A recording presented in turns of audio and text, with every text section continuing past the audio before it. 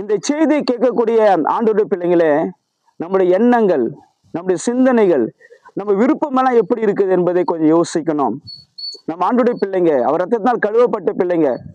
நம்முடைய எண்ணங்கள், சிந்தனைகள் எல்லாம் ஆண்டவர் சம்பந்தப்பட்டதாய், பரலோக ராஜ்யம் சம்பந்தப்பட்டதாய், ஆவிக்குரிய ஜீவியம் சம்பந்தப்பட்டதாய் நம்முடைய எண்ணங்கள், சிந்தனைகள் இருக்கணும் என்று சொல்லிதான் நம்முடைய ஆண்டவராக இயேசு கிறிஸ்து நம்மளிடத்தில் எதிர்பார்க்கிறார். ஒருவேளை நம்முடைய விருப்பங்கள் இந்த பூமியில வாழ சொல்ல பல விதமான ஆசீர்வாதத்தின் மேல் இருக்கலாம், அது தவறு ஒன்றும் இல்லை.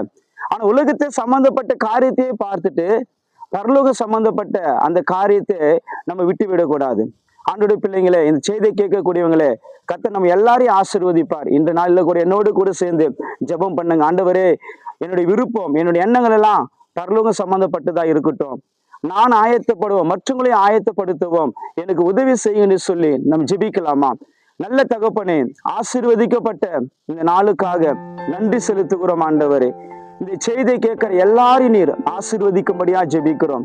எங்களுடைய எண்ணங்களும் விருப்பங்களும் ஆண்டவரை உம்மை பற்றினதாக, பரலோகம் சம்பந்தப்பட்டதாக இருக்கத்தக்கதாய் ஆண்டவர் எங்கள் எல்லாருக்கும் உதவி செய்யும்படியா ஜெபிக்கிறோம் ஆண்டவரே. இந்த சத்தியத்தை கேட்கிற எல்லாரையும் நீ பிளஸிங் பண்ணுங்க, ஆசீர்வதிங்க ஆண்டவரே. உங்களுடைய கரத்தில் எல்லாரையும் ஒப்பு கொடுக்கிறோம்.